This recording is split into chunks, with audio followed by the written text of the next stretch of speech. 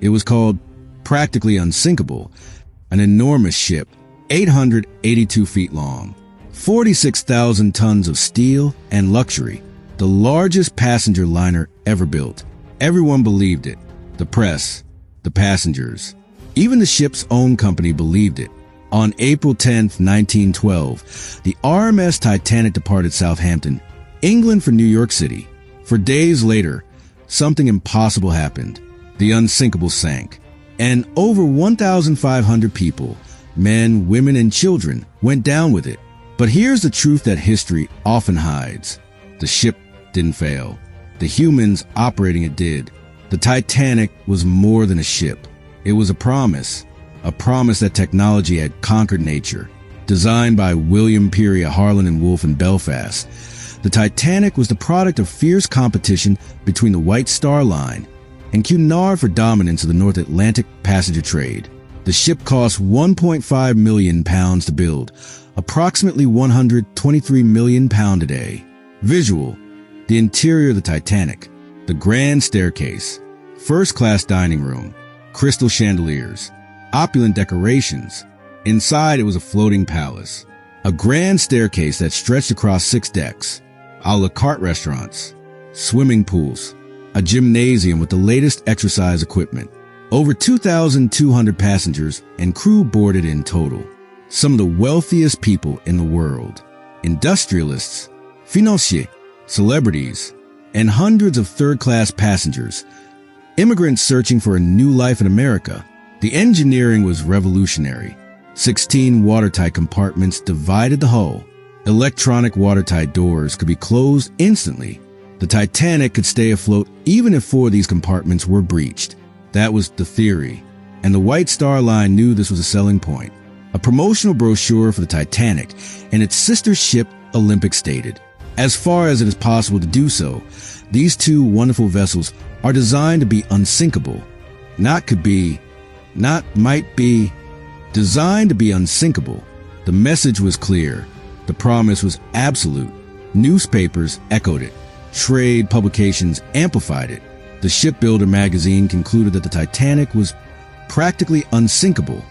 Commanding the ship was Captain Edward John Smith, age 62, 27 years at sea, retired captain being called back for one final voyage. He was not reckless. He was trusted. But on the night of April 14th, the Titanic received 6 separate ice warnings. 6 messages came in from other ships. Large icebergs reported in your vicinity. Extensive ice field reported. Beware, icebergs, growlers, field ice. Each warning was logged. Each was noted. Each was ignored. The ship continued at full speed, 22.5 knots. Why slowed down for ice when the ship was unsinkable? Just before midnight, April 14th, 1912. The night was moonless. The sea was calm.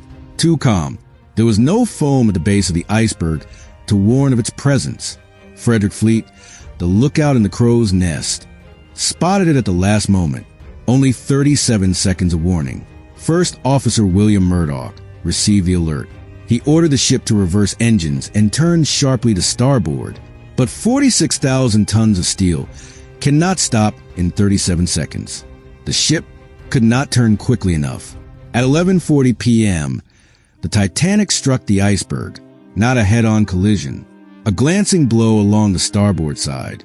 The impact didn't feel catastrophic to the passengers above. Some felt a slight jar. Others felt nothing. Musicians continued playing in the smoking room. People danced. People slept. They were on the unsinkable ship, but below the waterline. The damage was catastrophic. The iceberg's underwater spur buckled the steel plates of the hull. 6 compartments, not 4, were opening to the sea. The ship's designer, Thomas Andrews, was aboard. He took one look at the damage. He calculated the time remaining. 2 hours, maybe less. The unsinkable Titanic was going to sink. When Captain Smith learned the truth, the color drained from his face. "Mr. Andrews," he asked, "how long?" Andrews replied, "An hour, perhaps a little longer." The captain's hands trembled. He ordered the uncovering of the lifeboats. He ordered the wireless operators to begin sending distress signals. And then he made a critical decision. He lowered the lifeboats well below their maximum capacity. The lifeboats were deployed at 12:30 a.m. For nearly an hour, many passengers didn't believe they were actually sinking. The ship was unsinkable. Better stay aboard than to climb into a small wooden boat. And the crew made critical errors. The first lifeboat launched at only 28% capacity. Others followed at similar rates. There was no training for evacuation, no drills, no procedure for filling boats to maximum capacity. Officers, unfamiliar with the loading process, didn't use available space.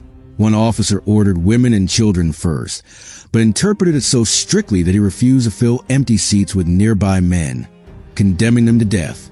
By 1 a.m., the bow was sinking rapidly. The stern began to rise at an increasingly steep angle. Passengers began to panic. They ran for the remaining lifeboats. They fought for places. Some jumped into the freezing water at -2 degrees Celsius, hoping to reach a lifeboat. Most died in minutes from cold.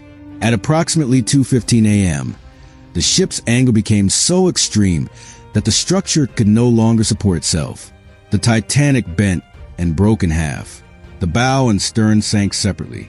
At 2:20 a.m. on April 15, 1912, the RMS Titanic sank. It had taken 2 hours and 40 minutes. Over 1,500 people were in the water or trapped inside the sinking hull. Only 706 survivors floated in lifeboats. The Carpathia, a Cunard ship 58 miles away, had heard the distress signals and raced to help. It arrived at 4 a.m., too late for most. The survivors told their stories. Families separated, women and children saved, men left to die. Third-class passengers, the immigrants, were locked in the lower decks by crew, their escape routes blocked. Of the 710 third-class passengers aboard, 502 died. Of the 325 first-class passengers, only 122 died. The lifeboats contained only 706 people, far fewer than the 1,178 they could have carried. Hundreds of empty seats, hundreds of preventable deaths. In the days that followed, the newspapers screamed the headlines. Within a week, 5 separate boards of inquiry began investigating. The White Star Line chairman, J. Bruce Ismay, who had survived in Lifeboat C, was publicly skewered. He retreated from public life in disgrace.